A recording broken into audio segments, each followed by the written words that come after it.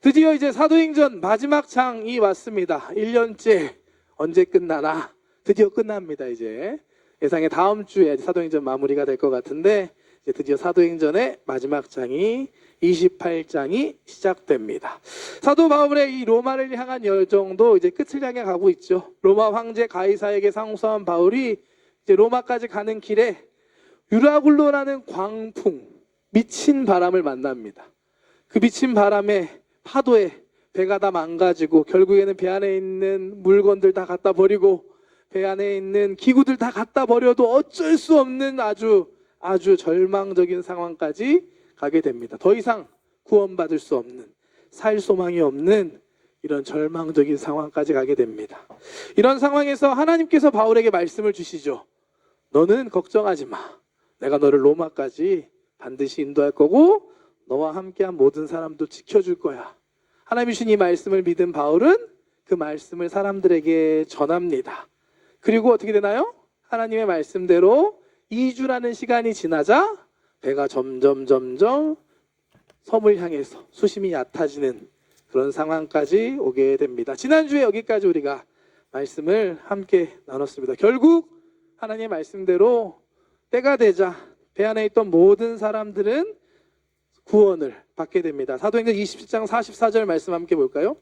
그 남은 사람들은 널조가 고금 배물건에 의지하여 나가게 하니 마침내 사람들이 다 상륙하여 구조되니라. 하나님의 약속의 말씀은 때가 되면 반드시 이루어집니다. 아멘? 아멘? 정말 믿으십니까? 이 사실을 믿고 끝까지 포기하지 않는, 믿음이 흔들리지 않는 저와 여러분들 되시기를 주님의 이름으로 축복합니다. 오늘 본문은 이제 28장 전반부의 이야기입니다. 구조받은 사람들이 섬에 도착해서 그곳에서 있었던 이야기입니다. 28장 1절부터 2절 말씀 함께 볼까요? 함께 읽겠습니다. 시작. 우리가 구조된 후에 안즉 그 섬은 멜리데라 하더라. 비가 오고 날이 참해 원주민들이 우리에게 특별한 동정을 하여 불을 피워 우리를 다 영접하더라. 아멘. 하나님의 약속 말씀대로 구조된 그들이 도착한 곳은 멜리데라는 섬이었습니다. 28장 1절부터 2절까지 말씀 안에 우리는 하나님의 놀라운 은혜를 발견할 수 있습니다. 먼저 첫 번째 지도를 함께 보기 원하는데 지도 지금 오른쪽 중앙쯤 보면 막 이렇게 지그재그로 되어 있는 게 유라굴로 광풍이고요. 그 이제 오른쪽으로 가서 도착한 조그만 섬이 바로 멜리데 섬입니다. 지금 이름으로 저기 써 있는 거는 말타라고 되어 있는 섬인데요. 로마, 이탈리아 밑에 있는 시칠리아 섬에서 한 100km 정도 남쪽에 있는 섬이라고 합니다. 이 섬의 위치가 참 신기한 게 로마를 향해 가는 그 길에 있는 섬에 도착했습니다. 잘 생각해 보면 이것도 참 놀라운 은혜입니다. 왜냐하면 2주 동안 광풍에 있었잖아요. 바람과 파도에 밀려서 어디로 가는지 알지 못하고 헤매다가 도착한 곳이 보니까 어라? 내가 가려고 했던 길이네. 로마 가는 길에 딱 걸리게 됐습니다. 로마로부터 그리 멀지 않은 섬, 아니 로마를 향해 가는 길에 있던 섬에 딱 도착하게 된 겁니다. 이건 하나님께서 풍랑 가운데에서도 바울을 이 로마를 향해서 인도해 주셨다는 것을 우리는 알게 됩니다. 또 한 가지 은혜가 있는데요. 이 바울이 탔던 배가 출항한 것이 말씀 앞쪽을 보면 가을을 지나고 이제 겨울을 다가오는 시즌이었다라고 했습니다. 아마 지금 이때는 겨울이 되었을 초겨울입니다. 비가 오고 추운 날씨에 조난당한 바울과 함께했던 그 모든 사람들을 다행히도 그 섬에 있는 원주민들은 거부하는 것이 아니라 영접했다라고 말합니다. 오늘 말씀 보면 또한 한번 말씀 더 보여줄 수 있나요? 이 1, 2절 말씀. 원주민들이 우리에게 특별한 동정을 했다라고 기록하고 있습니다. 특별한 마음, 불쌍히 여기는 마음이 그들에게 있어서 불도 피워주고 필요한 것들을 공급하고 그 조난당한 사람들을 맞이했다, 영접해 주었다라고 합니다. 특별한 동정, 이것 또한 하나님의 큰 은혜임을 압니다. 아마도 이 사람들이 거부했다면, 영접하지 않고 우리 땅에 들어오지 마세요 하거나 아무 도움을 주지 않았다면 그들에게 그 겨울의 추운 시간은 아마 또 다른 위험이 되었을 것입니다. 하지만 하나님께서는 바울을 인도하시면서 이 모든 것을 완벽하게 준비하시고 인도해 주셨습니다. 당연한 듯 보이지만, 원래 그랬던 것 같아 보이지만 당연하지 않은 하나님의 은혜였습니다. 우리를 향한 하나님의 구원과 은혜는 완벽하다는 사실을 믿는 저와 여러분들 되시기를 축복합니다. 왜냐하면 하나님은 전능하시고 또 좋으신 분이기 때문입니다. 어설픈 분이 아니에요. 하나님께서 우리에게 주시는 은혜는 놀랍고 위대하다는 사실을 믿고 기대하는 우리 청년들 되길 축복합니다. God is good all the time. 믿으시는 여러분 되길 축복합니다. 그런데 이곳에서 바울에게 한 가지 사건이 일어납니다. 바로 불 피우는 도중에 바울이 독사에 물리는 사고를 당하는 겁니다. 3절 말씀 계속해서 보겠습니다. 바울이 나무 한 묶음을 거두어 불에 넣으니 뜨거움으로 말미암아 독사가 나와 그 손을 물고 있는지라. 추운 날씨에 불을 피우기에 나무 한 묶음을 들어서 불에 넣었는데 그때 그 묶음 속에 있었던 독사가 나와서 바울의 손을 물고 말았습니다. 주위에 있던 원주민들의 반응을 보면 이 독사가 상당히 위험했던 것 같아요. 다음 말씀 한번 볼까요? 원주민들이 이 짐승이 그 손에 매달려 있음을 보고 서로 말하되 진실로 이 사람은 살인한 자로다. 바다에서는 구조를 받았으나 공의가 그를 살지 못하게 함이로다 하더니, 바울이 독사에 물린 것을 본 그 땅에 있던 그 원주민들은 바울이 이제 곧 죽겠구나 라고 여겼습니다. 그만큼 이 독사가 위험했고 치명적인 독을 갖고 있는 독사였습니다. 원주민들은 나아가서 사도 바울이 그냥 죽는 게 아니라 이 사람 정말 나쁜 사람이었구나, 그래서 신의 심판을 받았구나 라고 생각했습니다. 오늘 말씀 보면 공의가 그를 살지 못하게 했다라는 표현은 그 당시 사람들이 믿고 있었던 그리스 로마 신화의 정의와 복수의 여신 디케라는 여신, 한번 이미지 보여주실래요? 보신 적 있죠? 저울을 들고 칼을 들고 심판을 하는, 계속 다음, 이런 이미지도 있고요. 마지막 하나 더, 요거는 한국의 대법원에 있는 동상이라고 합니다. 한국에도 디케의 여신이 법원에 있습니다. 정의와 복수의 여신, 이 사람이 잘못한 사람이었기 때문에 바다에서는 구원을 받았지만 이 땅에 와서 결국 신의 심판을 받아 죽는구나 라고 사람들이 여겼습니다. 그런데 정작 바울의 반응은 아주 참 쿨합니다. 5절 말씀 볼까요? 바울이 그 짐승을 불에 떨어버리고 조금도 상함이 없더라. 어떻게 아파 이렇게 엄살 부리는 게 아니라, 물렸잖아요. 독사에 물렸는데 툭 하면서 그냥 떨어버리는 이 바울의 모습, 저는 쌍남자 같은 멋진 모습으로 보이는데요, 전혀 동요하지 않습니다. 상함도 없고 물었네 툭. 주변 사람들은 이제 바울이 큰일 났다, 이제 곧 쓰러지거나 이제 붓거나 뭔가 문제가 일어날 거야 라는 생각을 갖고 바울을 계속해서 주목해 바라봅니다. 6절 말씀 보겠습니다. 그들은 그가 붙든지 혹은 갑자기 쓰러져 죽을 줄로 기다렸다가 오래 기다려도 그에게 아무 이상이 없음을 보고 돌이켜 생각하여 말하되 그를 신이라 하더라. 참 사람의 마음이 간사하죠. 이 사람 곧 죽겠구나 여기고 보고 있었는데 나 안 죽네 왜 이러지? 이 사람 신이구나 라고 사람들이 여긴 겁니다. 사도행전 14장에 보면 이전에도 바울과 바나바가 1차 전도 여행을 할 때 그곳에 있는 걷지 못하는 사람을 고치는 기적의 이야기가 있습니다. 그때 그곳에 있던 사람들이 바나바는 제우스라고 여기고 바울은 말을 많이 하니까 헤르메스, 지혜의 신 헤르메스라고 이야기하면서 제사하려 했던 사건이 있었습니다. 그와 동일한 상황이 지금 또 반복된 겁니다. 독사에 물린 바울이 아무렇지도 않자 이건 이 사람 정말 특별한 사람이야, 이 사람은 신이야 라고 여기기 시작했습니다. 이어지는 말씀에서 보면 바울은 계속해서 놀라운 기적을 행하고 나아갑니다. 그 섬에서 가장 높은 사람이었던 보블리오라는 사람의 아버지의 열병과 이지를 기도로 안수로 치료하는 이야기가 나옵니다. 그리고 이 소식을 듣고 찾아온 많은 병든 사람들까지 모두 치료해 줬다라는 말씀이 이어집니다. 7절부터 9절까지 말씀 계속해서 보겠습니다. 이 섬에서 가장 높은 사람 보블리오라는 이가 그 근처에 토지가 있는지라. 그가 우리를 영접하여 사흘이나 친절히 머물게 하더니 보블리오의 부친이 열병과 이질에 걸려 누워 있거늘 바울이 들어가서 기도하고 그에게 안수하여 낫게 하매 이러므로 섬 가운데 다른 병든 사람들이 와서 고침을 받고. 아멘. 사도 바울의 인생, 또 특별히 오늘 본문에 나온 모습 보면 참 놀랐습니다. 풍랑 속에서도 다른 사람 다 절망하고 있는 그 순간에도 하나님께 말씀을 받아서 평안을 누리고 또 그 평안을 전할 수 있었던 바울.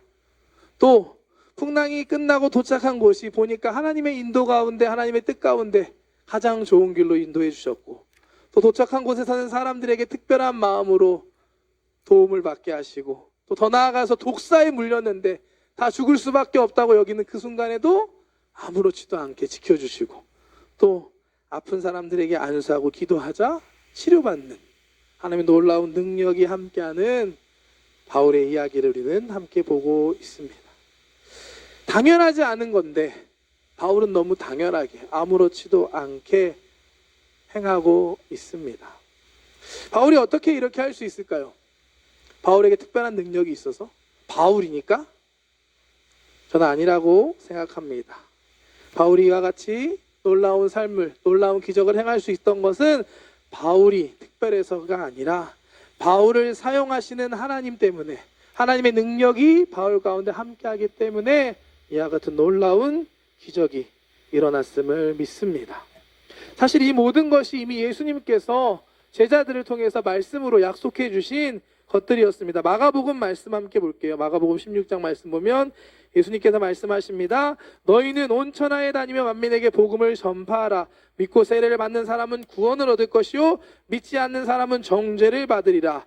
믿는 자들에게는 이런 표적이 따르리니 곧 그들이 내 이름으로 귀신을 쫓아내며 새 방언을 말하며 뱀을 집어 올리며 무슨 독을 마실지라도 해를 받지 아니하며 병든 사람에게 손을 얹은즉 나으리라 하시더라.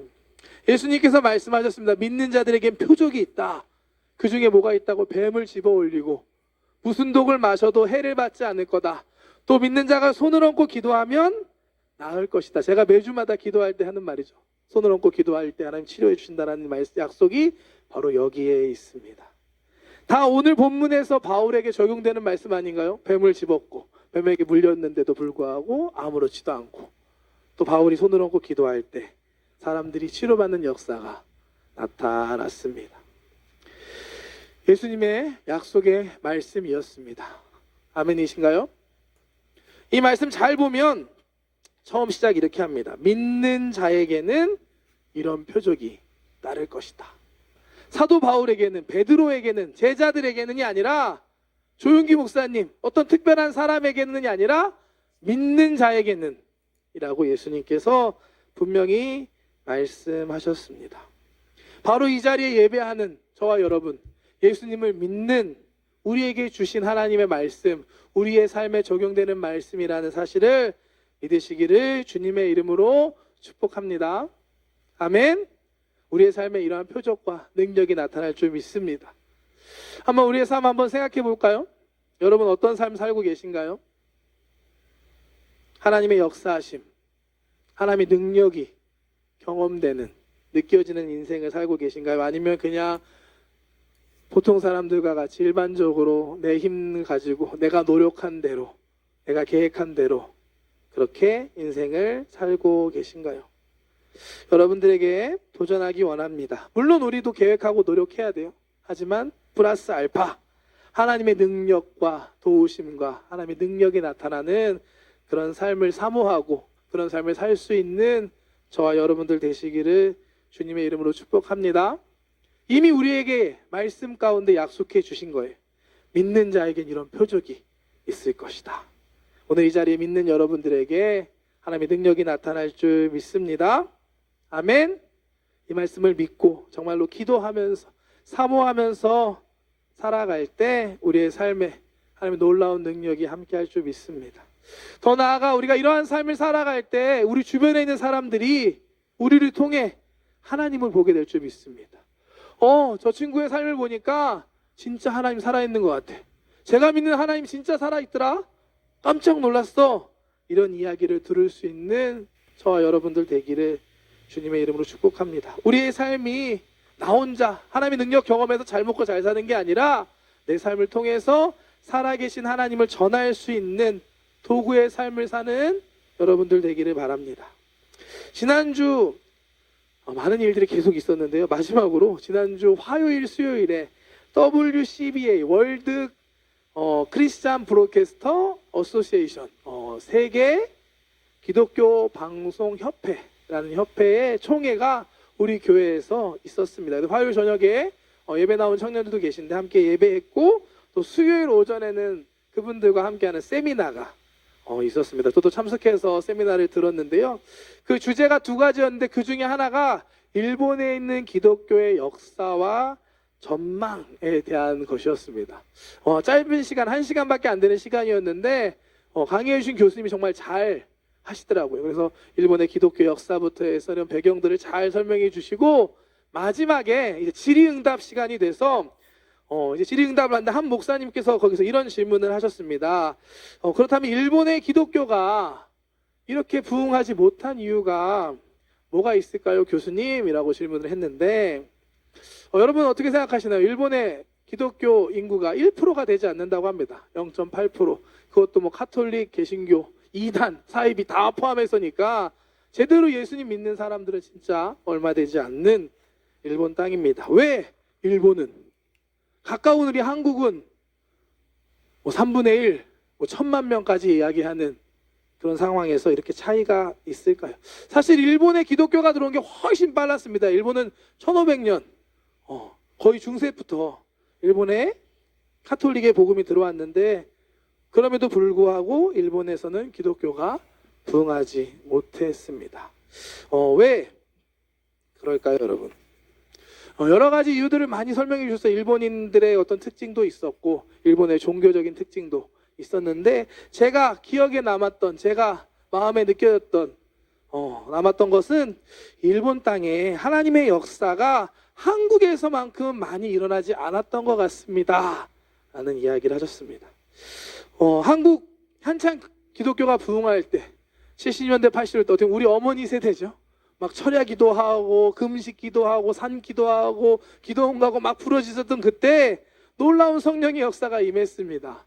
방언하는 역사, 또 눈물 흘리며 회개하는 역사, 병이 치료받는 역사, 이런 다양한 역사들이 한국 교회에 많이 일어났고, 그와 함께 한국 교회가 엄청난 부흥을 이뤄냈습니다. 그런데 일본에는 안타깝게도 아직입니다, 여러분. 아직 이제 곧 나타날 줄 믿습니다. 아직 그런 일들이 많이 일어나지 못했다라는 이야기를 들었습니다.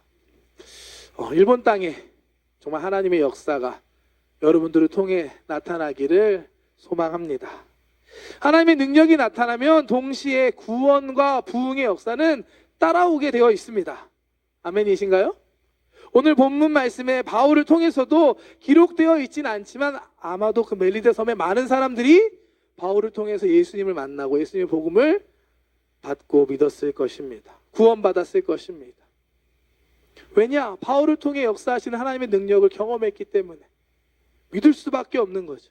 바울이 전하는 예수님의 복음을 받아들일 수밖에 없었을 것입니다. 기독교 역사 전승들, 역사적인 기록들을 보면 그 섬의 가장 높은 사람이었던 아까 나왔던 보불리오라는 사람이 그곳의 첫 번째 감독, 교회를 책임지는 사람이 됐다라는 기록이 있다고 합니다. 또한 기독교인들이 핍박받을 때 함께 모여서 예배드렸던 카타콤, 그 유적들도 그 지역에 많이 발견이 되었다라고 합니다. 아마도 바울을 통해 그곳에 있는 많은 사람들이 복음을 받아들였다는 증거라고 저는 생각합니다. 오늘 설교 제목이 당연하지 않은 당연함이거든요. 좀 헷갈리죠? 통역하는 친구가 이게 무슨 뜻이에요? 목사님이 저한테 질문을 했는데, 우리의 삶이 그렇게 되면 좋겠다라는 생각을 했습니다. 당연하지 않는 것인데 우리에게는 당연한 인생. 왜냐? 하나님이 함께 하시니까. 하나님이 함께 하시는 인생과 하나님이 없는 인생이 똑같으면 안 되잖아요. 여러분 정말 하나님 믿는다면, 하나님과 함께 한다면 여러분의 삶 가운데 하나님의 능력이 나타나는 그런 삶을 살 수 있는 우리 토모니 청년들 되시기를 주님의 이름으로 축복합니다. 사모할 수 있는, 믿음으로 사모할 수 있는 여러분들 되시기를 축복합니다. 말씀을 준비하면서 처음에 여기까지 준비했는데 이렇게 끝내면 청년들이 답답해하겠다는 생각이 들었어요. 왜냐? 어쩌라는 거야? 그래, 어떻게 하라는 거야? 첫 번째, 믿어야 합니다, 여러분. 오늘 말씀을 통해서, 바울을 통해서, 마가복음의 예수님의 말씀을 통해서 여러분들 마음 가운데 하나님의 말씀이 느껴졌다면, 들려졌다면 그 말씀을 믿는 저와 여러분들 되시기를 축복합니다. 믿지 않으면 아무것도 일어나지 않습니다. 그거는 바울한테 있었던 거고 성경 말씀이지 나한테는 상관없는 거야 라고 여기는 순간 우리의 삶에 아무것도 일어날 수 없습니다. 이 말씀이 나에게 주시는 말씀이구나. 믿는 자에겐 이런 표적이, 나한테도 이런 표적이 있을 수 있어 라고 믿을 수 있는 청년들 되시기를 축복합니다. 또한 믿는다면 하나님께 믿음으로 간구하고 기도할 수 있는, 하나님을 의지할 수 있는 여러분 되시기를 주님의 이름으로 축복합니다. 지난주 월요일 날 새벽에 짧은 제 간증인데요. 일본 생활하면서 3년 반째 생활하는데 반주 해주실래요? 경제적으로 쉽지 않은 것들을 많이 느끼고 있습니다. 요즘 여러분 아마도 다 그럴 거예요. 저만 힘들겠습니까? 다 힘들잖아요. 그러면서 월요일 날 새벽 기도회 때 하나님한테 기도하는데 저는 이렇게 솔직하게 기도하는 걸 좋아합니다. 하나님, 돈이 없네요. 돈이 없는데 어떡하죠? 이런 기도를 민망하지만 부끄럽지만 하나님 앞에 이렇게 돈 달라는 기도를 오랜만에 월요일날 했는데 놀랍게도 화요일날 돈이 들어왔습니다. 근데 이 돈은 사실 원래 들어올 돈이 들어온 거였어요. 근데 좀 빨리 들어왔습니다. 뭐지? 돈이 들어왔네? 여기까지는 그냥 뭐 들어올 돈이 들어왔으니까. 그러고 나서 다음날 수요일날 이건 진짜 아무 예상하지 못했던 어떤 분에게 갑자기 저를 부르시더니만 마음이 들어서 후원하려고 합니다라고. 크진 않아요, 여러분. 그 돈으로 제가 부자가 되거나 경제적인 자유를 이런 거 아닙니다. 하지만 딱 저한테 필요한 그 후원을 받으면서 기도를 들으셨네라는 생각을 새삼스레 했습니다. 여러분들이 믿음으로 기도할 때 하나님께서 여러분들의 기도를 들으시고 응답해 주십니다. 마태복음 7장 말씀, 7장 7절에서 8절 제가 좋아하는 말씀인데 함께 읽을까요? 구하라, 그리하면 너희에게 주실 것이요, 찾으라, 그리하면 찾아낼 것이요, 문을 두드리라, 그리하면 너희에게 열릴 것이니 구하는 이마다 받을 것이요, 찾는 이는 찾아낼 것이요, 두드리는 이에게는 열릴 것이니라. 한 장 더 읽을까요? 야고보서 4장 3절 말씀. 너희는 욕심은 내어도 얻지 못하며 살인하며 시기하여도 능히 취하지 못함으로 다투고 싸우는도다. 여기부터가 중요합니다. 너희가 얻지 못함은 구하지 아니하기 때문이요, 구하여도 받지 못함은 정욕으로 쓰려고 잘못 구하기 때문이라. 믿고 구할 때 하나님께서 여러분들에게 주시고 열어주시고 찾게 하실 줄 믿습니다. 중요한 게 나오죠. 우리가 받지 못하는 첫 번째 이유는 믿지 못하기 때문에, 구하지 않기 때문에. 믿지 않으면 구할 수 없어요. 믿지 않는데 어떻게 기도할 수 있겠습니까? 믿으니까 기도하는 거잖아요. 하나님 내 기도를 들으신다, 하나님 하실 수 있다. 그 믿음이 여러분들에게 있고 그 믿음으로 간구할 수 있는 토모니 청년들 되기 축복합니다. 두 번째는 정욕으로 쓰려고 잘못 구할 때는 하나님께서 구해도 주시지 않는다 라고 말씀합니다. 구할 때 하나님의 뜻에 합당한 것을 구할 수 있는 우리 청년들 되기를 주님의 이름으로 축복합니다. 우리가 믿음으로 정말 하나님의 뜻에 합당한 것을 구할 때 반드시 하나님께서 여러분들의 기도를 들어주시고 응답해 주실 줄 믿습니다. 우리의 삶이 정말 하나님의 기적이 자연스러운 것, 당연한 것이 됐으면 좋겠습니다. 간증이 또 하나 있는데, 어제 토요일날 야외식당 두 번째 야외식당이 있었습니다. 어제 예보가 비였잖아요. 야외식당이거든요. 어떡하지? 비 오는데 하나님께서 이제 한번 해보게 하시나 보다 하면서 각오를 하고 시작했습니다. 아침에 9시에 교회에 올 때는 비가 왔거든요. 안 오면 좋겠는데 했는데 비가 왔어요. 아 어쩔 수 없다. 한번 해보자. 비 오는데 한번 해보는 거야. 어차피 언젠간 올 거니까. 그런 마음으로 11시에 짐을 싸서 장소에 갔는데 웬걸 출발할 때쯤 되니까 비가 안 오는 거예요. 비가 안 오네. 그쳤네. 그러고 아시는 분은 아시겠지만 야외 식당 컨셉이 좀 바뀌었습니다. 짧고 굵게 11시 30분에 딱 시작해서 12시까지 바짝 끝내는 그런 컨셉으로 어제 그렇게 해서 12시에 다 짐을 싸서 12시쯤에 교회로 돌아오는 성공했습니다. 12시에 돌아왔는데 놀랍게도 차가 주차장에 들어와서 딱 그 순간부터 하늘에서 비가 와 소나기가 쏟아지는 거예요. 큰일 날 뻔했다는 생각과 함께 하나님 감사하다는 생각을 했는데 옆에 있는 한 여자 전사님이 그런 얘기를 하시더라고요. 원래 이랬어요. 원래 우리 야외교회 야외 예배 드리거나 항상 이랬습니다. 우리 항상 예배 드릴 때만 비가 안 왔어요 라는 이야기를 하시는데 모르겠습니다. 누구는 우연이지 뭐 그럴 수도 있지. 하지만 당연하지 않는 것이 당연한 인생 하나님의 은혜가 있었다라고 저는 믿습니다. 이와 같은 하나님의 놀라운 은혜가 하나님의 능력이 함께하는 삶을 사는 우리 청년들 되시기를 축복합니다. 믿는 자에게는 표적이 따른다고 하셨거든요. 여러분들이 정말 믿음으로 기도하며 나아갈 때 여러분들의 필요, 여러분들의 삶 가운데 하나님께서 능력을 주시고 하나님께서 함께해 주실 줄 믿습니다.